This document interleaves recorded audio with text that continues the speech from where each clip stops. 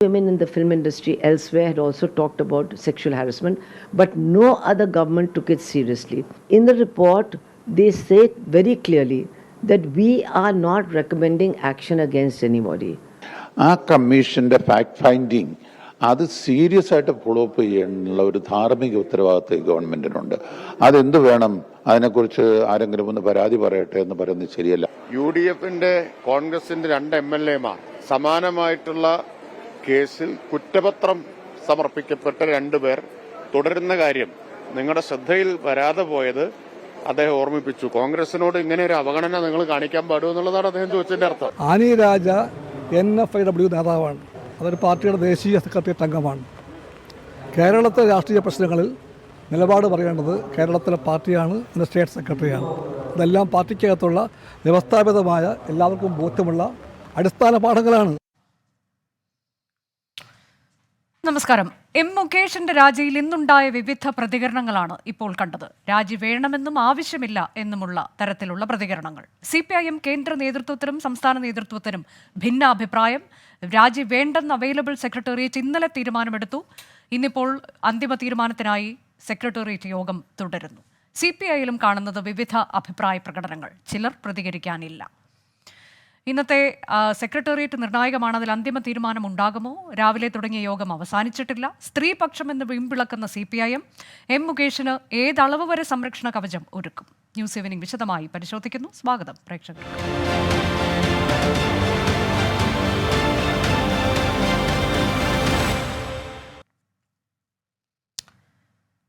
നമുക്കിപ്പോൾ അതിഥികളുണ്ട്. അതിനു മുൻപായി നിർണായക സെക്രട്ടേറിയറ്റ് യോഗം തുടരുകയാണ് എന്നുള്ളതാണ്. ആ വാർത്തയുടെ വിശദാംശങ്ങളിലേക്കാണ് ആദ്യം പോകുന്നത്. VA ഗിരീഷ് വിശദാംശങ്ങളുമായി. ഗിരീഷ്, രാവിലെ തുടങ്ങിയ യോഗമാണ്, അത് ഉച്ചയ്ക്ക് പിരിഞ്ഞിരുന്നു. അപ്പോൾ രാവിലെ സംഘടനാ കാര്യങ്ങൾ ചർച്ച ചെയ്തു എന്നുള്ളതാണ് വളരെ പ്രധാനപ്പെട്ട കാര്യം. ചർച്ച ചെയ്യാൻ യോഗം ചേരും, അപ്പോൾ അതിൻ്റെ തീരുമാനം ഉച്ചയ്ക്ക് മുൻപ് ഉണ്ടാകുമെന്നൊക്കെയാണ് നമ്മൾ കരുതിയത്.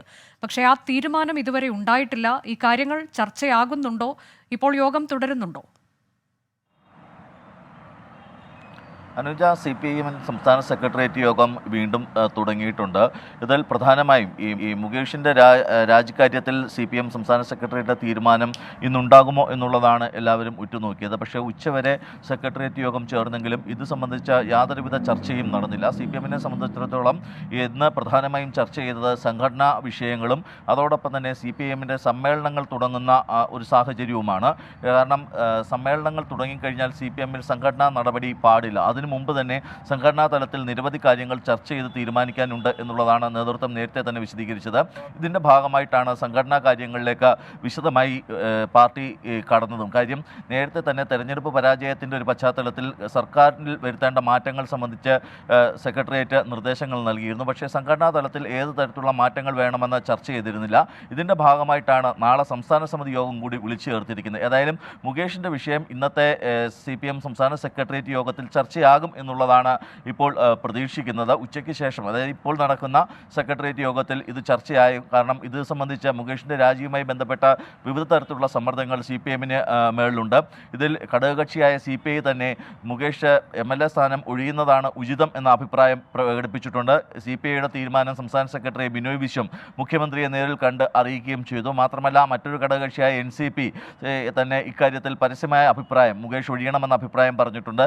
CPIMൻ്റെ മുതിർന്ന വനിതാ നേതാക്കൾ ഇക്കാര്യത്തിലുള്ള അഭിപ്രായം പ്രകടമാക്കിയിട്ടുണ്ട്. സ്വാഭാവികമായും ഈ നിലയിൽ CPIMന് മേൽ മുകേഷിൻ്റെ രാജിക്കായിട്ടുള്ള സമ്മർദ്ദമുണ്ട്. ഈ ഒരു സാഹചര്യത്തിൽ CPIM സംസ്ഥാന നേതൃത്വമാണ് ഇക്കാര്യത്തിൽ തീരുമാനമെടുക്കേണ്ടത്. ഇതിൽ മുഖ്യമന്ത്രിയുടെയും അതോടൊപ്പം തന്നെ CPIM സംസ്ഥാന നേതൃത്വത്തിൻ്റെയും നിലപാട് നിർണായകമാകും. നിലവിലുള്ള രാഷ്ട്രീയ സാഹചര്യങ്ങൾ കൂടി പരിഗണിച്ചുകൊണ്ടാകും ഇക്കാര്യത്തിൽ ഒരു തീരുമാനത്തിൽ ചർച്ചയാകും. അതിൽ ഔദ്യോഗിക തീരുമാനം സെക്രട്ടറി പ്രഖ്യാപിക്കും. അങ്ങനെ കരുതാമോ ഗിരീഷ്?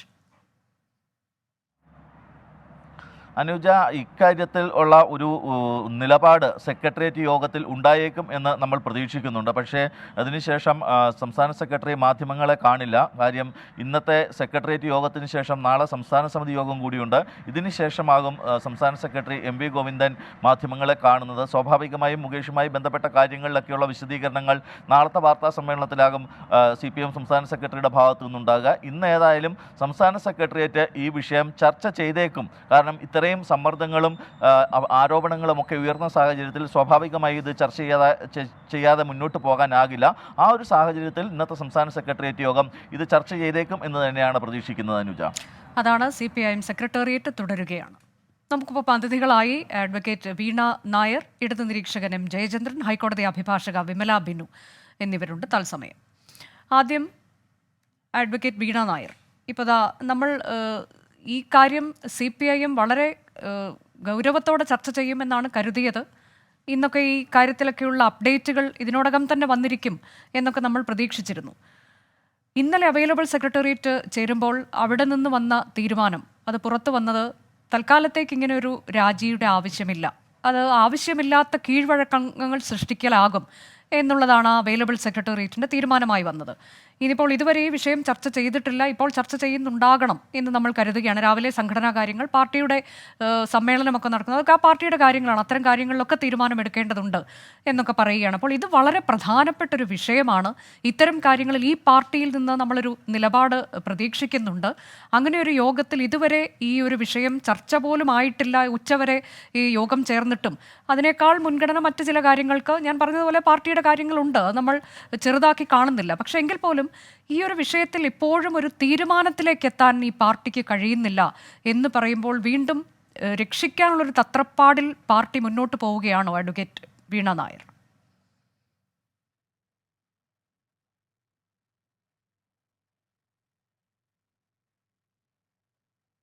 കേരളത്തിലെ സ്ത്രീ സമൂഹത്തിന് ഒരു പ്രതീക്ഷ നൽകിക്കൊണ്ട് ഒന്നിലധികം സ്ത്രീകളെ പീഡിപ്പിച്ചു എന്ന ആരോപണം നേരിടുന്ന ഒരു സിറ്റിംഗ് MLAയോട് രാജിവെച്ച് ഒഴിഞ്ഞു മാറി നിൽക്കണമെന്ന് CPM സെക്രട്ടേറിയറ്റ് ആവശ്യപ്പെടുമെന്നാണോ കേരളത്തിലെ മാധ്യമങ്ങളും പൊതുജനങ്ങളും ഒക്കെ വിശ്വസിക്കുന്നത്?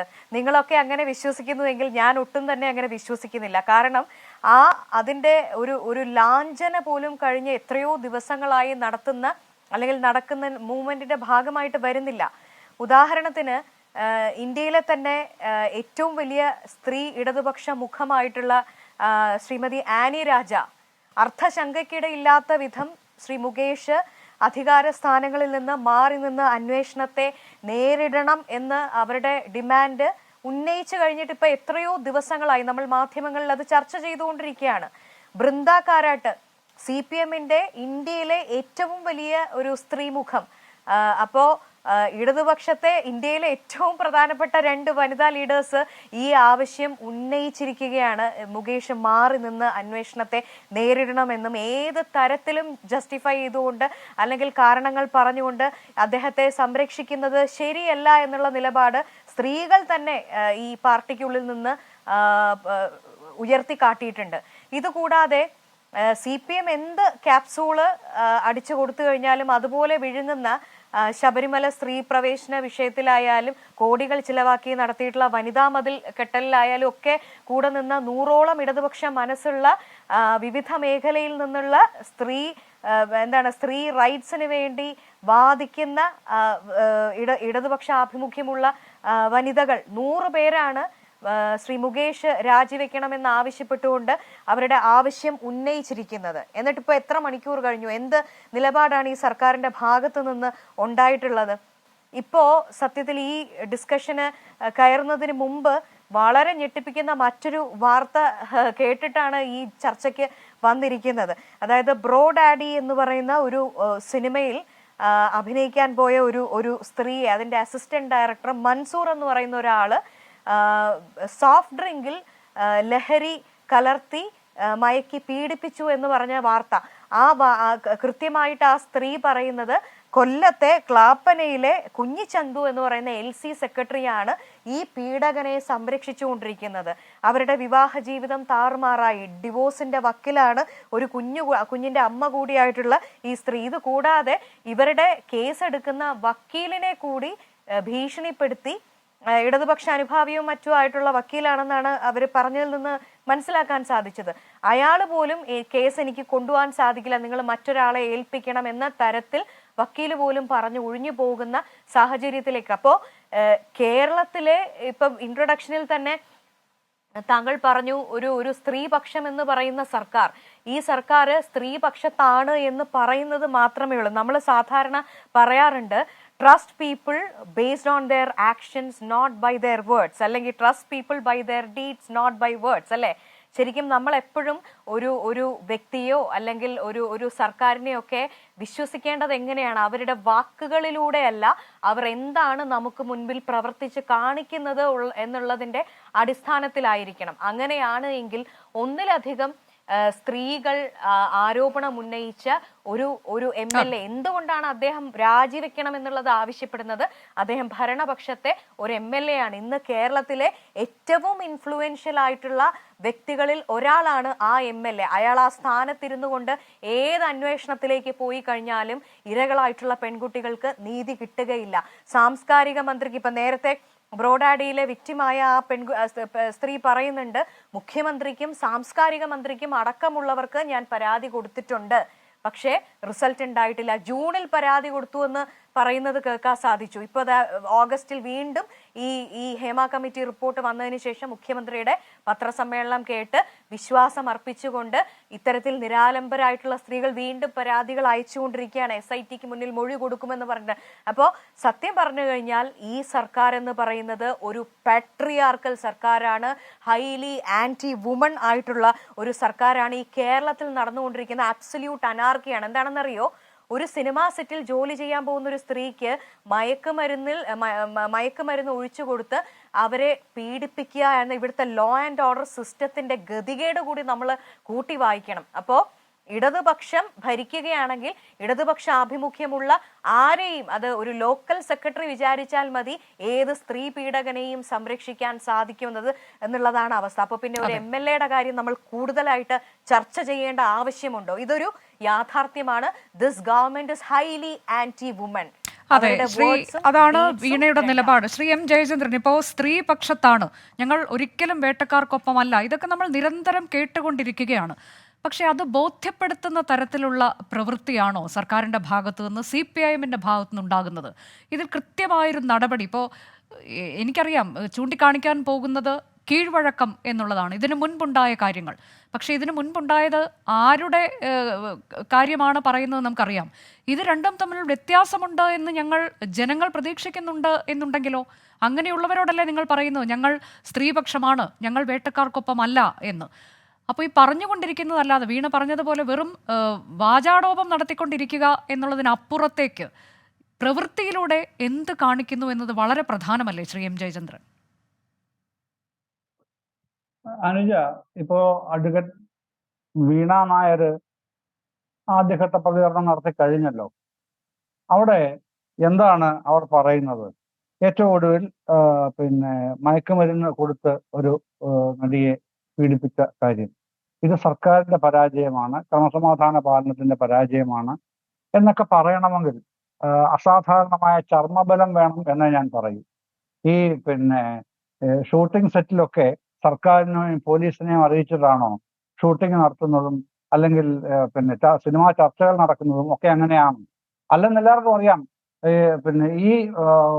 മഹതിക്കും അറിയാം അത് തന്നെ അങ്ങനെയല്ല എന്നുള്ളത്. പക്ഷെ ഒരു രാഷ്ട്രീയ പ്രസ്താവന നടത്തണമെങ്കിൽ അങ്ങനെ കൊണ്ട് കെട്ടണം. ഇതാണല്ലോ ഒന്നാമത്തെ പ്രശ്നം. ഇനി താങ്കളുടെ ചോദ്യത്തിലേക്ക് വരാം. ഇവിടെ ഞാൻ മനസ്സിലാക്കുന്നത് മുകേഷിന്റെ ഭാഗത്ത്, അതാണല്ലോ ഇഷ്യൂ, നമ്മളതാണല്ലോ ചർച്ച ചെയ്യുന്നതും. മുകേഷിന്റെ ഭാഗത്ത് MLAക്ക് ഒരു ഡിഫൻസ് ഉണ്ടാക്കിയിട്ടുണ്ട്, ഒരു സെൽഫ് ഡിഫൻസ്. അത് ബ്ലാക്ക്മെയിൽ ചെയ്യായിരുന്നു ഈ പറഞ്ഞ കക്ഷി, ഈ സിനിമാ രംഗത്തുള്ള ആള്. അത് ആണ് അദ്ദേഹം എറണാകുളം സെഷൻസിലും പറഞ്ഞത് ഇന്നലെ. അപ്പോൾ അത് ഭാഗ്യമായി അംഗീകരിച്ചുകൊണ്ടാണ് 3-ാം തീയതിക്ക് ആ കേസ് മാറ്റിവെക്കുക, അതുവരെ അറസ്റ്റ് ചെയ്തെന്ന് പോലീസിന് നിർദ്ദേശം നൽകുകയും ചെയ്തതെന്നാണ് ഞാൻ മനസ്സിലാക്കുന്നത്. അപ്പം CPMന് ഇക്കാര്യത്തിൽ പ്രത്യേകിച്ച് മുകേഷ് MLAയോ മറ്റേ ആരെയെങ്കിലുമോ സംരക്ഷിക്കുകയോ അവർക്ക് വേണ്ടി കുടപിടിക്കുകയോ ചെയ്യേണ്ട യാതൊരു ആവശ്യവുമില്ല. പാർട്ടി അങ്ങനെ ചെയ്യുന്നുമില്ല. പക്ഷേ ഞാൻ പറഞ്ഞില്ലേ, കോടതിയുടെ ഇന്നലത്തെ അങ്ങനെ ചെയ്യുന്നില്ല എന്ന് ബോധ്യപ്പെടുത്താൻ എന്താണ് ഇതുവരെ ചെയ്തിട്ടുള്ളത് ശ്രീ M. ജയചന്ദ്രൻ? എന്തെങ്കിലും ചെയ്തോ? അല്ല, അദ്ദേഹത്തിനെതിരെ എന്തെങ്കിലും ഒരു പ്രസ്താവന നടത്തിയോ? അല്ല, ഞാനങ്ങനെ പറയുമ്പോൾ അത് ബോധ്യപ്പെടുത്താൻ ബാധ്യസ്ഥനാണല്ലോ ഞാൻ. അത് പറയുമെന്ന് താങ്കൾ വിശ്വസിക്കൂ. അത് ഞാൻ പറയട്ടെ. അപ്പോ പിന്നെ അതിനുവേണ്ടി CPM ഒരു ശ്രമവും എവിടെയും നടത്തിയിട്ടില്ല. പക്ഷേ ഈ പറഞ്ഞതുപോലെ ഇന്നലെ കോടതിയിൽ ചെന്നപ്പോൾ ഇങ്ങനൊരു സംഗതി കിട്ടിയപ്പോൾ ഈ പറഞ്ഞ ബ്ലാക്ക് മെയിലിംഗ് എന്നുള്ളതിന് ഒരു ഒരു മുൻ ചരിത്രം ഉണ്ട്. ആ ചരിത്രം എന്ന് പറയുന്നത് വ്യക്തമായിട്ടും എല്ലാവരും ഇത് പറയുന്നില്ലെങ്കിലും നമ്മുടെ മുമ്പിൽ നിൽക്കുന്നത് ജോസ് പട്ടേലിന്റെ കേസാണ്.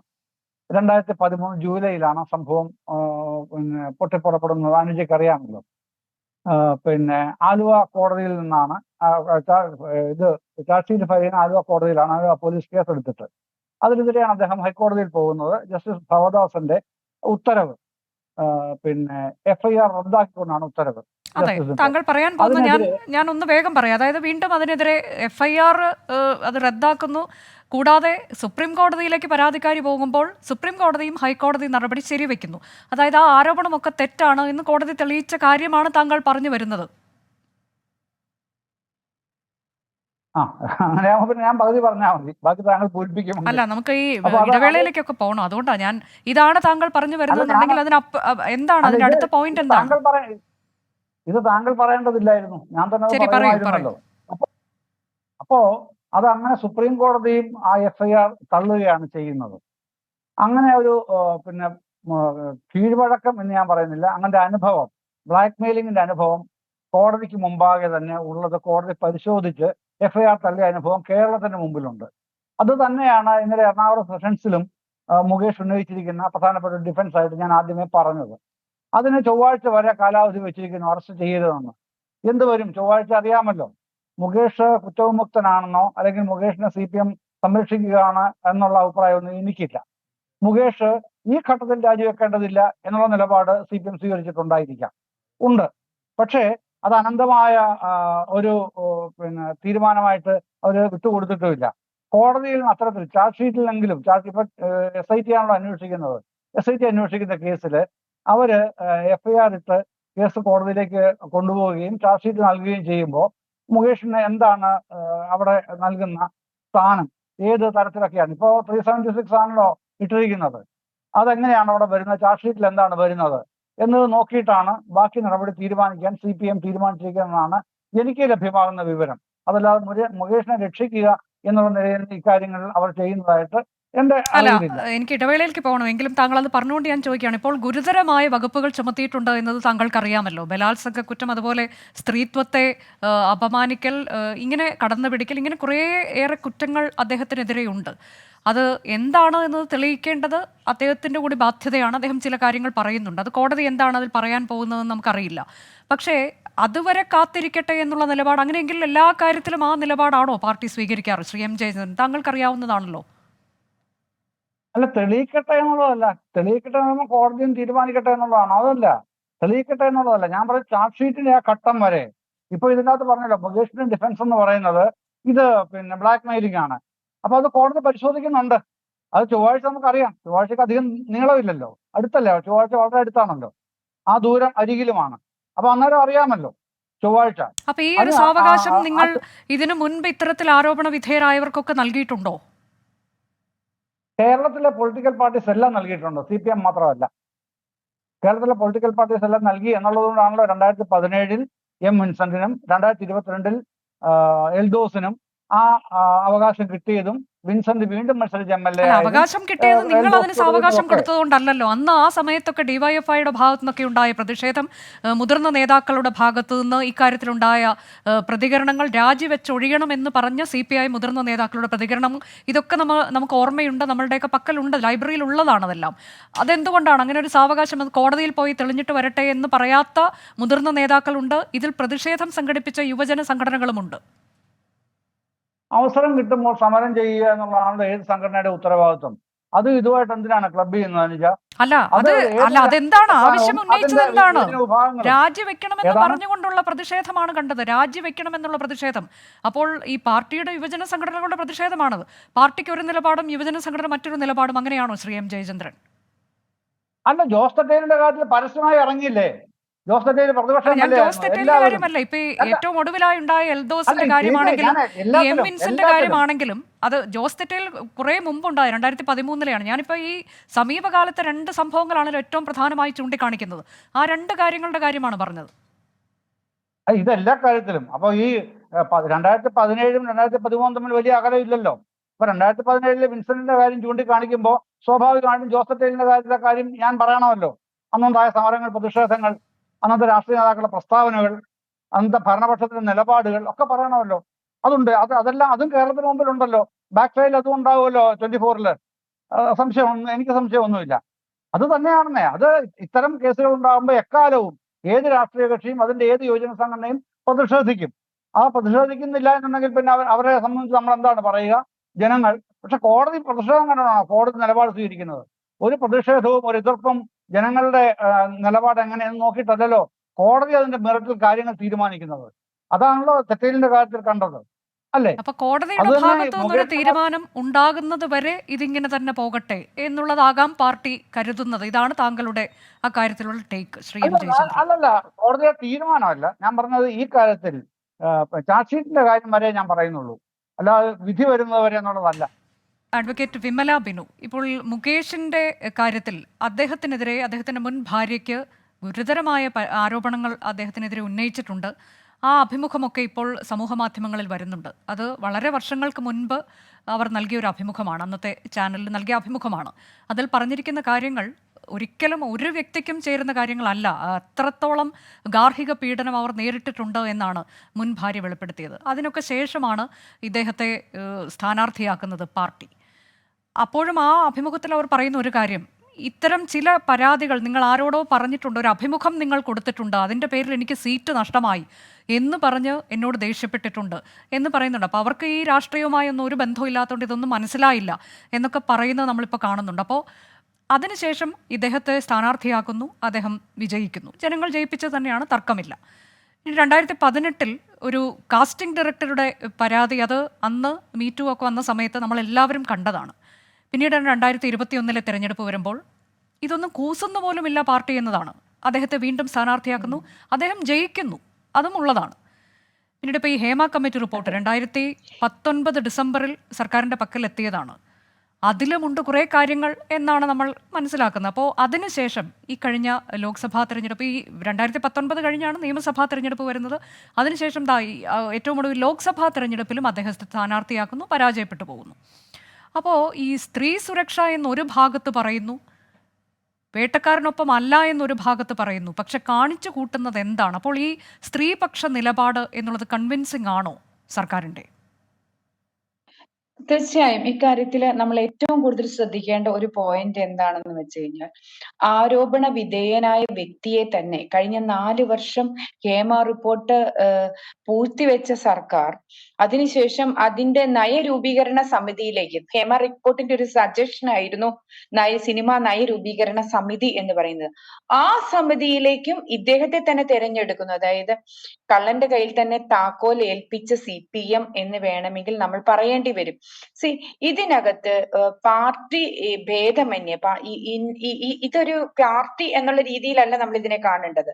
സർക്കാരിന്റെ ഭാഗത്തു നിന്നും സ്ത്രീകളുടെ സുരക്ഷയ്ക്കായി എന്ത് സ്റ്റെപ്പ് ഹേമ കമ്മിറ്റി റിപ്പോർട്ട് വന്നതിന് ശേഷം വെച്ചിരിക്കുന്നു?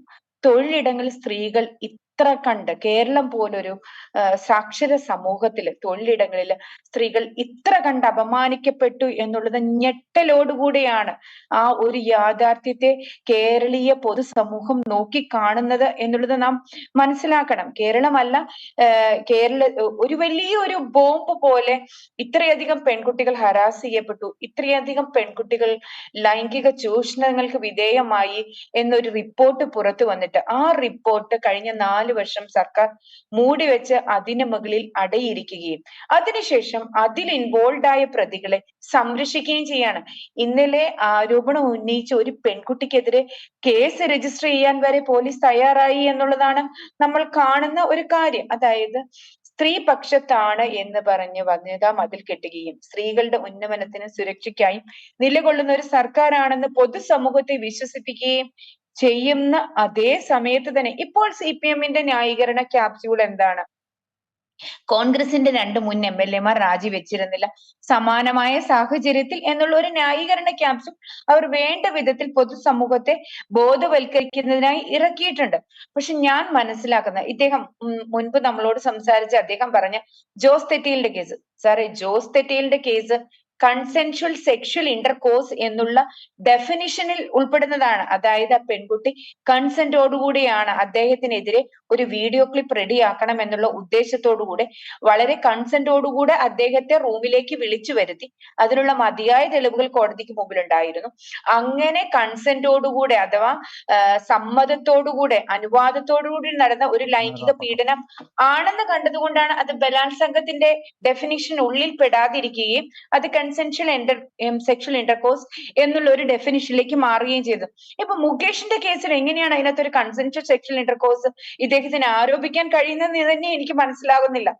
Consensual intercourse is A very separate term, rape is A very എനിക്ക് തോന്നുന്നു അദ്ദേഹം പറയാൻ ഉദ്ദേശിക്കുന്നത് ഇതായിരിക്കാം. അതായത് ഇപ്പോ ഇതിൽ ഈ FIR തയ്യാറാക്കുന്നതിൽ പോലീസിനൊക്കെ അന്ന് രൂക്ഷ വിമർശനം ഉണ്ടാകുന്നു.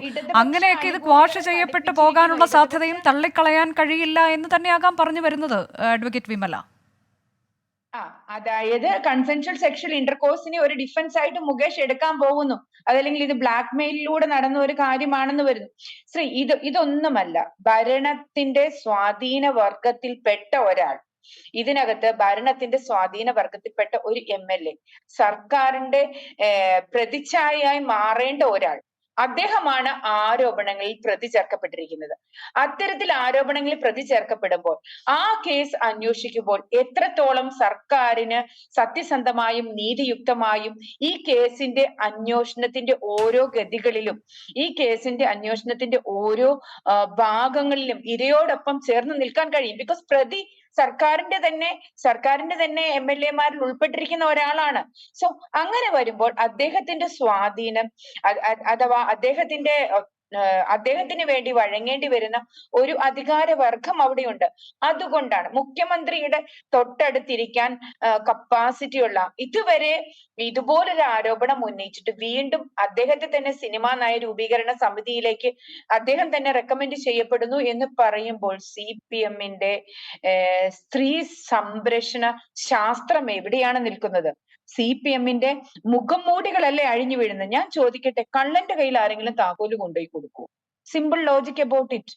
ഇത്രയധികം ആരോപണങ്ങൾ നേരിടപ്പെട്ട മറ്റൊരു വ്യക്തിയിൽ ഇന്ന് സോഷ്യൽ മീഡിയ സൈറ്റുകളിൽ കാണുന്നുണ്ടായിരുന്നു മുകേഷ് തന്നെ ഏറ്റവും കൂടുതൽ സ്കോർ വാങ്ങും എന്ന്. ഞാൻ പറയട്ടെ, ആദ്യം അദ്ദേഹത്തിനെതിരായ പീഡന ആരോപണങ്ങൾ ഉന്നയിക്കപ്പെട്ടത് അദ്ദേഹത്തിന്റെ ഭാര്യയുടെ ഭാഗത്തുനിന്നാണ്. അത് നമുക്ക് ഭാര്യ ഭർത്തൃ തർക്കങ്ങൾക്കിടയിൽ സംഭവിച്ചതാണ് എന്ന് നമുക്ക് വ്യാഖ്യാനിക്കാം. അപ്പോൾ അദ്ദേഹത്തിന് CPM MLA സ്ഥാനം നൽകി, പാർലമെന്റിൽ നിയമസഭയിലേക്ക് മത്സരിക്കാൻ അവസരം നൽകി. സബ്സിക്വന്റ് ആയിട്ട് അടുത്ത പരാതി വരുന്നത് എപ്പോഴാണ്? അദ്ദേഹത്തിന്റെ രണ്ടാമത്തെ ഭാര്യയിൽ നിന്നാണ്. ആ പരാതിയും അതൊരു സെറ്റിൽമെന്റിലേക്ക് നടന്നു എന്നാണ് ഞാൻ മനസ്സിലാക്കുന്നത്.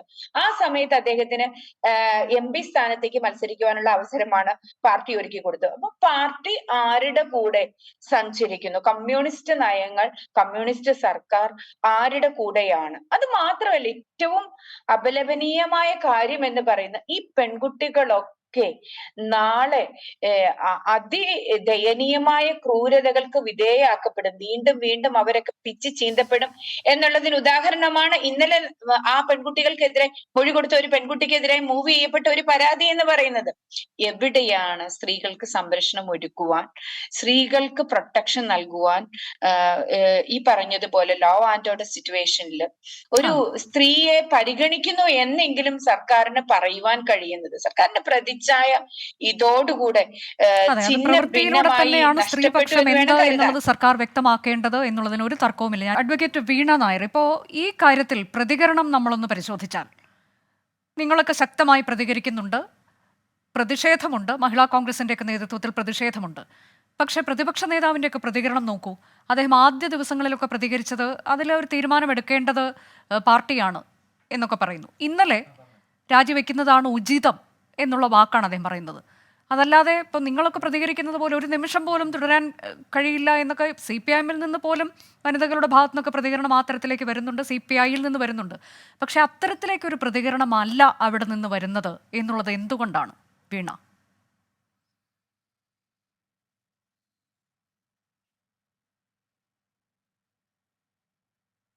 ഞാൻ ആ ചോദ്യത്തിന്റെ ഉത്തരത്തിലേക്ക് വരുന്നതിന് മുമ്പ് എനിക്ക് മുമ്പ് സംസാരിച്ച ഇടത് നിരീക്ഷകൻ ശ്രീ എം ജയചന്ദ്രൻ, അദ്ദേഹം മഹാനായ ഒരു വ്യക്തിയാണ്, എന്നെക്കാളും ഒരുപാട് പ്രായം കൂടിയ ഒരു വ്യക്തിയാണ്. അദ്ദേഹത്തോടുള്ള എല്ലാ ബഹുമാനവും സ്നേഹവും ഒക്കെ നിലനിർത്തിക്കൊണ്ട് വിനയപൂർവ്വം ഒന്ന് രണ്ട് കാര്യങ്ങൾ അദ്ദേഹത്തിന്റെ ശ്രദ്ധയിൽപ്പെടുത്താനായിട്ട് ഞാൻ ആഗ്രഹിക്കുന്നു.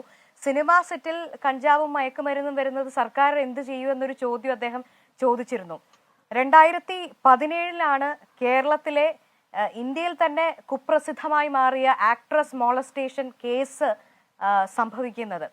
2022 ബ്രോഡ് ആഡി എന്ന് പറയുന്ന ഞാൻ നേരത്തെ സൂചിപ്പിച്ച ആ സിനിമ പുറത്തിറങ്ങുന്നത്. അതായത് 2020 21 ഒക്കെ ഷൂട്ട് ചെയ്ത് 22 പുറത്തു വന്ന സിനിമയായിരിക്കാമെന്നാണ് നമ്മൾ കരുതേണ്ടത്. 2017 മുതൽ സിനിമാ ഇൻഡസ്ട്രിയിലുള്ള പ്രശ്നങ്ങളെക്കുറിച്ച്, സെക്യൂരിറ്റി കൺസേൺസിനെ കുറിച്ച്, ഡ്രഗ്സിന്റെ ഉപയോഗത്തെക്കുറിച്ചൊക്കെ വളരെ വലിയ രീതിയിൽ മാധ്യമങ്ങൾ അടക്കം ചർച്ച ചെയ്ത വിഷയമാണ്. അതിനുശേഷം 4-5 വർഷം കഴിഞ്ഞ് എടുക്കപ്പെടുന്ന ഒരു സിനിമയിൽ പോലും സ്ത്രീകൾ ഇത്തരത്തിൽ ലഹരി കൊടുത്ത് സ്ത്രീകളെ അറ്റാക്ക് ചെയ്യുന്നു അല്ലെങ്കിൽ പീഡിപ്പിക്കുന്നു എന്ന് പറയുന്ന ഒരു സംഭവം വരുമ്പോൾ അദ്ദേഹം എങ്ങനെയാണ് അതിനെ ലളിതമായിട്ട് അത് മാത്രമല്ല വീണ, ഇപ്പോ ഈ ഹേമ കമ്മിറ്റി റിപ്പോർട്ടിലും ഉണ്ട് ലഹരി, മദ്യം ഇതൊക്കെ എങ്ങനെയാണ് ചലച്ചിത്ര മേഖലയിൽ അരങ്ങ് വാഴുന്നത് എന്നത് ഹേമ കമ്മിറ്റി റിപ്പോർട്ടിലും ഉണ്ട്. അത് 2019 ഡിസംബർ 31 മുതൽ സർക്കാരിന്റെ കയ്യിൽ ഇരിക്കുന്നതാണ്. മറ്റൊന്ന്, ഈ സിനിമാ സെറ്റുകളിൽ പോലീസിന്റെ പരിശോധന നടത്തണം എന്നൊക്കെ ഇതിലുള്ള തരത്തിലേക്കൊക്കെ ഒരു കാലത്ത് വലിയ തീരുമാനമൊക്കെ ആയി വന്നു. അതൊക്കെ എവിടെ പോയി? അപ്പൊ ഇത്തരം ചോദ്യങ്ങളൊക്കെ ഉണ്ട്. ഞാൻ പക്ഷേ നമുക്ക് സമയക്കുറവുള്ളത് കൊണ്ടും ഒരുപാട് വൈഡായി പോകാൻ കഴിയില്ല. നമ്മുടെ വിഷയം അതല്ലാത്തത് കൊണ്ടുമാണ് ഞാൻ അതിലേക്ക് പോകാതിരുന്നത്.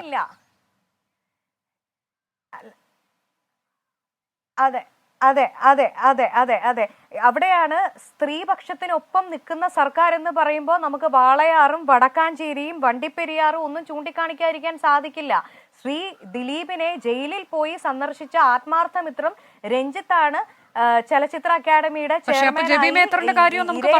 അതിജീവിതയായിട്ടുള്ള നടിയെ കൊണ്ടുവന്ന് ഇവിടെ ഫിലിം ഫെസ്റ്റിവലിൽ അതിഥിയാക്കി കേരളത്തിന്റെ കരഘോഷം നേടിയെടുത്തത്. മനസ്സിലായില്ലേ? ഇവയ്ക്കൊപ്പോഴും വേട്ടക്കാരനൊപ്പവും ഓടിക്കൊണ്ടിരിക്കുകയാണ് ഈ സർക്കാരും സർക്കാരിനോട് ചേർന്ന് നിൽക്കുന്ന അധികാര കേന്ദ്രങ്ങളും. എന്താണ് ജബി മേത്തർ ചെയ്തത്? ജബി മേത്തർ ഈ പറയുന്ന പ്രതിക്കൊപ്പം അല്ലല്ല, ഒരു പ്രതിക്കൊപ്പം ഈ കഴിഞ്ഞ നാളുകളിലൊക്കെയാണല്ലോ ഒരു ചടങ്ങിൽ പങ്കെടുത്തത്. ആ ഫോട്ടോയല്ലേ നമ്മൾ കണ്ടത്. അദ്ദേഹം ജയിലിൽ നിന്നൊക്കെ ഇറങ്ങി അതിനും കുറച്ച് നാൾ കഴിഞ്ഞു. അതിനെ എങ്ങനെയാണ് ന്യായീകരിക്കുന്നത് വീണ?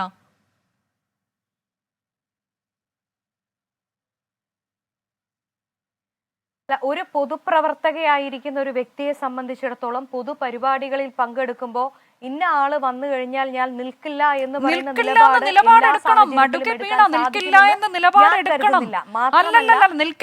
നിലപാടെടുക്കാൻ കഴിയണം. കാരണം ആരാണിയാൾ? ശ്രീമതി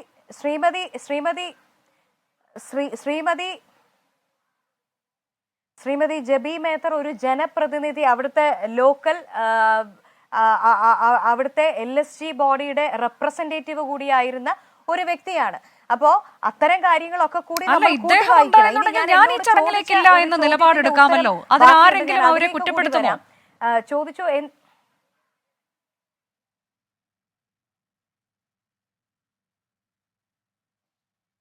അന്നത്തെ സാഹചര്യം എന്തായിരുന്നു എന്നുള്ളതിനെ കുറിച്ച് എനിക്ക് യാതൊരു വ്യക്തതയുമില്ല. അതുകൊണ്ട് അതിനെക്കുറിച്ച് ഞാനിപ്പോ പ്രതികരിക്കാൻ താല്പര്യപ്പെടുന്നില്ല. സംഭവം എന്നുള്ളതിനെ കുറിച്ച് എനിക്ക് ക്ലാരിറ്റി കാര്യം നടന്നത് എന്നുള്ളത് എന്റെ ശ്രദ്ധയിലേക്ക് വരുന്നത്. കഴിഞ്ഞ ദിവസങ്ങളിലെല്ലാം പുറത്തു വന്നതാണ്. ചോദ്യത്തിനുള്ള മറുപടിയിലേക്ക് ഞാൻ വരാം. ഈ ഒരു പാർട്ടിയെ സംബന്ധിച്ചിടത്തോളം പാർട്ടിക്ക് ഒരു ധാർമ്മികതയുണ്ട്. പ്രത്യേകിച്ച് ഭരണപക്ഷം ആയിട്ടുള്ള ഒരു പാർട്ടിയെ സംബന്ധിച്ചിടത്തോളം ഒരു ധാർമ്മികതയുണ്ട്. പ്രതിപക്ഷ നേതാവ് എന്താണ് പറഞ്ഞത്? ഇപ്പൊ രഞ്ജിത്തിന്റെ കേസിലും അദ്ദേഹം രാജിവെക്കുമെന്ന് പ്രതീക്ഷിക്കുന്നു എന്ന് തന്നെയായിരുന്നു പ്രതിപക്ഷ നേതാവിന്റെ എന്നായിരുന്നു എന്റെ ഓർമ്മ. അതേ കാര്യം തന്നെയാണ് അദ്ദേഹം വീണ്ടും മുകേഷിന്റെ കാര്യത്തിലും തുടർന്നിട്ടുള്ളത്. അല്ല, അതാണോ അങ്ങനെയാണോ വേണ്ടത്? നിങ്ങൾ ഒരു സ്ഥലത്ത് പ്രതിഷേധം നടത്തിക്കൊണ്ടിരിക്കുകയാണ്, കർക്കശമായ നിലപാട് സ്വീകരിച്ചുകൊണ്ടിരിക്കുകയാണ്.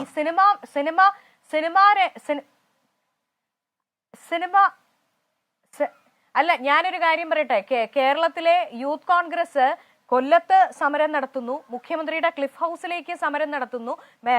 കഴിഞ്ഞ ദിവസം സജി ചെറിയാന്റെ വീട്ടിലേക്ക് സമരം മുകേഷിന്റെ വീട്ടിലേക്ക്, തിരുവനന്തപുരത്തെ കുമാരപുരത്തെ വീട്ടിലേക്ക് സമരം നടത്തുന്നു. അപ്പൊ യൂത്ത് കോൺഗ്രസ് എന്താണ്, ഈ കോൺഗ്രസിന്റെ ഭാഗമല്ല എന്നാണോ നിങ്ങളൊക്കെ വ്യാഖ്യാനിക്കാൻ ശ്രമിക്കുന്നത്? പ്രതിപക്ഷ നേതാവും കേരളത്തിലെ KPCC പ്രസിഡന്റും ഒക്കെ പറയുന്ന കാര്യങ്ങൾക്കൊപ്പം ചേർത്ത് നിന്ന് സമര പരിപാടികൾ സംഘടിപ്പിക്കുന്ന ഒരു പ്രസ്ഥാനമാണ് കേരളത്തിലെ യൂത്ത് കോൺഗ്രസ്. അത് തന്നെയാണ് കേരളത്തിലെ മഹിളാ കോൺഗ്രസും തെരുവീഥികളിലൊക്കെ സജീവമായി കഴിഞ്ഞ ദിവസങ്ങളിലും, എന്റെ ഓർമ്മ ശരിയാണ്, ഇന്നും അവരൊരു മാർച്ച് അല്ല, അത് തന്നെയാണ് ഞാനും പറഞ്ഞത് വീണ. മഹിളാ കോൺഗ്രസ് ഒക്കെ ഒരു ഭാഗത്ത് വലിയ പ്രതിഷേധം കഴിഞ്ഞ ദിവസങ്ങളിലൊക്കെയായി നടത്തിക്കൊണ്ടിരിക്കുമ്പോഴും പ്രതിപക്ഷ നേതാവ് എന്തുകൊണ്ടാണ് മയപ്പെടുത്തിയുള്ള പ്രതികരണം നൽകുന്നതെന്നാണ് ഞാൻ ചോദിച്ചത്.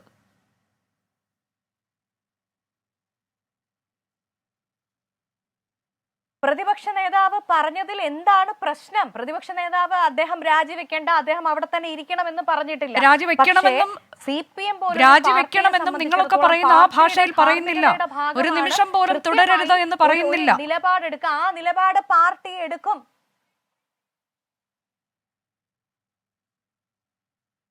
അദ്ദേഹം പറഞ്ഞതിനകത്ത് ഏതെങ്കിലും തരത്തിൽ ക്ലാരിറ്റി പ്രശ്നമുണ്ടെന്ന് ഞാൻ ഒരു യൂത്ത് കോൺഗ്രസ് പ്രവർത്തക എന്നുള്ള നിലയിൽ വിശ്വസിക്കുന്നേ ഇല്ല. കാരണം ഞാൻ യൂത്ത് കോൺഗ്രസിന്റെ സംസ്ഥാന ജനറൽ സെക്രട്ടറി ആയിരിക്കുന്ന ഒരു വ്യക്തിയാണ്.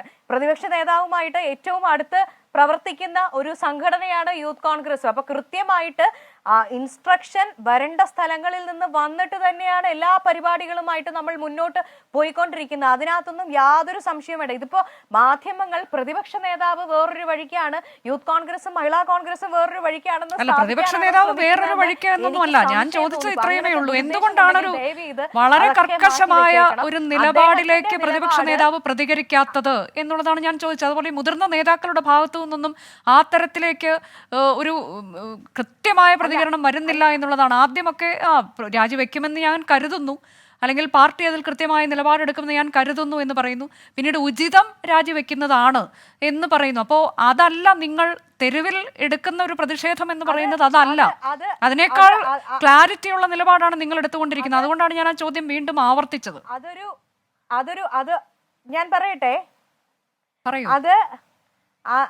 അത് ഒരു എക്സ്പെക്ടേഷന്റെ ഭാഗമാണ്. കാരണം സ്ത്രീപക്ഷത്ത് നിൽക്കുന്ന ഒരു സർക്കാരാണ് ഇവിടെ ഭരിക്കുന്നതെന്ന് മുഖ്യമന്ത്രി പത്രസമ്മേളനം വിളിച്ച് പറയുമ്പോൾ ഈ ഇരകളായിട്ടുള്ള സ്ത്രീകൾ ആ SITയിൽ ഒരു വിശ്വാസമുണ്ട്, ഞങ്ങൾ വന്ന് മൊഴി കൊടുക്കാമെന്ന് പറയുമ്പോൾ തീർച്ചയായിട്ടും സർക്കാർ കൃത്യമായ നിലപാട് എടുക്കുമെന്നുള്ള ഒരു പ്രതീക്ഷയുടെ ഭാഗമാണ്.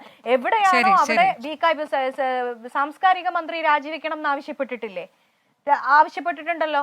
കാരണം ശ്രീ രഞ്ജിത്തിനെ പോലുള്ള ഒരാളെ, ഒരു ആഭാസ തരം കാണിച്ചിട്ടുള്ള ഒരാള് ഏറ്റവും മികച്ച സംവിധായകൻ എന്ന് പറഞ്ഞ് ഗ്ലോറിഫൈ. അല്ല, രഞ്ജിത്തിന്റെ കാര്യത്തിലും പ്രതിപക്ഷ നേതാവ് പറഞ്ഞത് എന്റെ സുഹൃത്താണ്, അദ്ദേഹം രാജിവെക്കുമെന്ന് ഞാൻ പ്രതീക്ഷിക്കുന്നു, കരുതുന്നു. ഇങ്ങനെയൊക്കെയാണ് അദ്ദേഹത്തിന്റെ പ്രതികരണം അവിടെ ഉണ്ടായത്. ശ്രീ M ജയചന്ദ്രൻ ചുരുങ്ങിയ മറുപടിയാണ്. അതായത് ഇപ്പോൾ ഈ സിനിമാ നയ രൂപീകരണ സമിതിയിൽ നിന്ന് ഒഴിയണമെന്ന് പാർട്ടി നേരത്തെ തന്നെ നിർദ്ദേശം നൽകി എന്ന് നമ്മളൊക്കെ റിപ്പോർട്ട് ചെയ്തിട്ട് ഇപ്പോൾ ദിവസങ്ങൾ കഴിയുന്നു. അതിൽ നിന്ന് മാറാൻ അദ്ദേഹം തയ്യാറായിട്ടില്ല. കീഴ്വഴക്കം നോക്കിയാൽ MLA സ്ഥാനത്ത് നിന്ന് ആരും രാജിവെച്ച കീഴ്വഴക്കമില്ല. ഇപ്പം മന്ത്രിയൊക്കെ ആണെങ്കിൽ, അല്ലെങ്കിൽ മറ്റെന്തെങ്കിലും പദവികൾ ഉണ്ടെങ്കിൽ അതൊക്കെ ഒഴിഞ്ഞ ഒരു കീഴ്വഴക്കമാണ് ഉള്ളത്. അവിടെ മുകേഷ് ആകെ ഒരു പദവി എന്ന് പറയുന്ന ഈ നയരൂപീകരണ സമിതി, അതിൽ നിന്ന് അദ്ദേഹം മാറിയിട്ടില്ല. മറ്റൊന്ന് താങ്കൾ പറഞ്ഞതുപോലെ ഈ ചാർജ് ഷീറ്റിന്റെ കാര്യത്തിൽ കോടതി എന്ത് തീരുമാനമെടുക്കട്ടെ, അതുവരെ നമുക്ക് നോക്കാം എന്ന് പറയുന്നത് എന്തുകൊണ്ടാണ്? ആ നിലപാട് മുതിർന്ന നേതൃത്വം, പോളിറ്റ് ബ്യൂറോ അംഗങ്ങൾ ബൃന്ദ കാരാട്ട്, അതുപോലെ സുഭാഷിണി അലിയെ പോലെയുള്ളവർക്കൊന്നും ആ തരത്തിലേക്ക് അല്ലല്ലോ അവർ നിലപാടെടുക്കുന്നത്. CPIയിലെ നേതാവ് ആനി രാജയെ പോലെയുള്ള മുതിർന്ന നേതാവ് പ്രകാശ് ബാബു എന്തുകൊണ്ട് അങ്ങനെ ഒരു നിലപാട് സ്വീകരിക്കുന്നില്ല? അപ്പോൾ സ്ത്രീപക്ഷം എന്ന് പറയുന്നത് ചിലർക്ക് മാത്രമാണോ ഈ സ്ത്രീപക്ഷം? അല്ല, ഇതിപ്പോ ഈ സിനിമാ നയരൂപീകരണത്തിനുള്ള ഒരു കരടുണ്ടാക്കുന്ന ഒരു കമ്മിറ്റി, ഡ്രാഫ്റ്റ് കമ്മിറ്റിയാണ് അത്. പിന്നെ കുറച്ച് ആൾക്കാർ അതിൽ നിന്ന് മാറിയിട്ടുണ്ട്. അതൊന്ന് റീകോൺസ്റ്റിറ്റ്യൂട്ട് ചെയ്യാൻ സർക്കാർ ഉദ്ദേശിക്കുന്നുണ്ട്. അത് പുനഃസംഘടിപ്പിക്കാൻ ഏതാനും ദിവസങ്ങൾക്ക് അത് പുനഃസംഘടിപ്പിക്കുകയും ചെയ്യും. അപ്പോൾ ഈ MLA ഉണ്ടാവില്ല എന്നാണ് ഞാൻ മനസ്സിലാക്കുന്നത്. അത് ഏതാനും ദിവസങ്ങൾക്ക് ഉണ്ടാവുകയും ചെയ്യും. പുനഃസംഘടന ഏതാനും ദിവസങ്ങൾക്ക് ഉണ്ടാവും. പിന്നെ രണ്ടാമത്തെ കാര്യം, ഈ ബൃന്ദ കാരാട്ട്, ആനി രാജ, ആനി രാജയുടെ കാര്യത്തിൽ CPIയുടെ സംസ്ഥാന സെക്രട്ടറി ബിനോയ് വിശ്വൻ തന്നെ മറുപടി പറഞ്ഞല്ലോ. ഇത്തരം കാര്യങ്ങൾ പരിശോധിക്കാനും നിലപാട് സ്വീകരിക്കാനും കേരളത്തിൽ പാർട്ടിയുണ്ട്, പാർട്ടി സെക്രട്ടറി അഭിപ്രായം പറയും. അതാണ് വഴക്കം. പ്രകാശ് ബാബു എവിടെയും പരസ്യമായിട്ടൊന്നും പറഞ്ഞിട്ടില്ല. പ്രകാശ് ബാബു അങ്ങനെ കമ്മിറ്റിയിൽ അഭിപ്രായപ്പെട്ടു മാധ്യമങ്ങൾ റിപ്പോർട്ട് ചെയ്തതാണ്. അല്ല ശരിയാവാം ആവാതിരിക്കാം എന്ന് ഞാൻ കാണുന്നുള്ളൂ. പക്ഷേ അതിനകത്ത് അന്തിമമായ നിലപാട് സ്വീകരിക്കാൻ ഈ പറഞ്ഞതുപോലെ അതുപോലെ തന്നെ സുഭാഷിണി അലി CPI-യുടെ അതെ ഞാൻ പറയാം പിന്നെ CPI-യുടെ സെക്രട്ടറി ആണല്ലോ. CPM-ൽ കേരളത്തിൽ വ്യത്യസ്തമായി പിന്നെ മുകേഷിന് അനുകൂലമായ നിലപാട് സ്വീകരിക്കുകയൊന്നും ആരും ചെയ്തിട്ടില്ല. മുകേഷിന്റെ കൂടെ നിൽക്കുന്ന സമീപനം കേരളത്തിലെ പാർട്ടിക്കോ സർക്കാരിനോ ഇല്ലതാനും. അതേസമയം നേതാക്കൾക്ക് സ്വന്തം അഭിപ്രായം പറയുന്നതിന് ഒരു അല്ല, അപ്പൊ ജില്ലാ നേതൃത്വമൊക്കെ കടുത്ത അഭിപ്രായ ഭിന്നത പറഞ്ഞ സമയത്തും അദ്ദേഹത്തിനൊപ്പം നിന്ന ചരിത്രമാണല്ലോ നമുക്കുള്ളത്. അദ്ദേഹത്തെ സ്ഥാനാർത്ഥിയാക്കുന്ന സമയത്തും അതിനുശേഷവും കഴിഞ്ഞ തവണയും എല്ലാം ഉയർന്നു വന്നത് എങ്ങനെയാണ് ജില്ലാ നേതൃത്വം. അപ്പൊ അതൊക്കെ നമുക്കറിയാം, ആർക്കൊപ്പം ആര് നിന്നു എന്നൊക്കെയുള്ളത്. അതിന്റെ സമയം അവസാനിക്കുന്നതുകൊണ്ടാണ്. അഡ്വക്കേറ്റ് വിമല ബിനു, താങ്കൾക്ക് പറയാനുള്ളത് കൂടി വളരെ വേഗം ചുരുക്കി ഒന്ന് പറഞ്ഞിട്ട് നമുക്ക് അവസാനിപ്പിക്കാം. ഇപ്പോഴും ഹേമ കമ്മിറ്റി റിപ്പോർട്ടിന്റെ മേലില് ഒരു നടപടി, അതൊരു ഫസ്റ്റ് ഇൻഫർമേഷൻ ഇൻ ഹാൻഡ് ആണ്. അതായത് ഒരു ഇൻഫർമേഷൻസ്, അത് ക്രൈംസ് നടന്നിട്ടുണ്ട്, ഇത്രയധികം ക്രൈംസ് നടന്നു എന്നുള്ള ഇൻഫർമേഷൻസ് കയ്യിൽ വെച്ച് അതിനു മുകളിൽ സർക്കാർ അടയിരിക്കുകയാണ്. അത്രയും ക്രൈം ഇൻഫർമേഷൻസ് കിട്ടിക്കഴിഞ്ഞു കഴിഞ്ഞാൽ, ഒരു എവിടെയെങ്കിലും ഒരു കുറ്റകൃത്യം നടന്നതായുള്ള ഇൻഫർമേഷൻ കിട്ടിക്കഴിഞ്ഞാൽ എത്രയും പെട്ടെന്ന് കേസ് ആ ആരോപണങ്ങളിന്മേൽ അല്ലെങ്കിൽ ആ ക്രൈം ഇൻഫർമേഷൻസിന്മേൽ കേസ് രജിസ്റ്റർ ചെയ്യാനാണ് നമ്മുടെ നിയമങ്ങൾ നമ്മളെ പഠിപ്പിക്കുന്നത്. അപ്പോൾ ഇത്തരം കാര്യങ്ങളെ കുറിച്ച് തീർത്തും പൊതുസമൂഹത്തെ വിഡ്ഢികളാക്കിക്കൊണ്ട് ഒരു ഗവൺമെന്റ് സർക്കാർ ഹേമ കമ്മീഷൻ റിപ്പോർട്ടിന്മേൽ അടയിരിക്കുന്ന കാഴ്ച അത്യന്തം അപലപനീയമാണ്. ഈ ഒരു രാഷ്ട്രീയ സമൂഹത്തിന് ചേർന്ന ഒരു നിലപാടല്ല അത്. കാരണം ഇത് ജനങ്ങളെ സപ്പോർട്ട് ചെയ്യേണ്ട, പിന്നെ ഇരകൾക്കൊപ്പം നിൽക്കേണ്ട, സ്ത്രീകൾക്കൊപ്പം നിൽക്കേണ്ട ഒരു സർക്കാർ ഈ ഒരു റിപ്പോർട്ടിന്മേൽ ഇതുവരെ ആക്ഷൻ എടുത്തില്ല എന്ന് പറയുന്നത് എത്രമാത്രം നീചമായ ഒരു കുറ്റകൃത്യമാണ്. ഇതിനോടകം തന്നെ പലകുറി പറഞ്ഞു കഴിഞ്ഞിട്ടുള്ള. ഏതായാലും എന്താണ് ഇനിയിപ്പോൾ മുകേഷിന്റെ കാര്യത്തിൽ പാർട്ടി സ്വീകരിക്കാൻ പോകുന്ന നിലപാട് എന്നത് നമുക്ക് അറിയാൻ കഴിയും. അതിന്മേലുള്ള യോഗങ്ങളൊക്കെ പുരോഗമിക്കുന്നുണ്ട്. അതിനിടെ മുകേഷ് കൊച്ചിയിലെത്തുകയും അഭിഭാഷകനുമായി കൂടിക്കാഴ്ച നടത്തുകയും ചെയ്യുന്നുണ്ട്. അതിന്റെ ഏറ്റവും പുതിയ ദൃശ്യം പ്രേക്ഷകർക്ക് സ്ക്രീനിൽ കാണാൻ കഴിയുന്നു. വളരെ നന്ദി. ന്യൂസ് ഈവനിംഗ് അവസാനിക്കുകയാണ്. അഡ്വക്കേറ്റ് വീണ, ഇടത് നിരീക്ഷകൻ ശ്രീ എം ജയചന്ദ്രൻ, ഒപ്പം അഡ്വക്കേറ്റ് വിമല ബിനു ന്യൂസ് ഈവനിംഗിൽ പങ്കെടുത്തതിന്.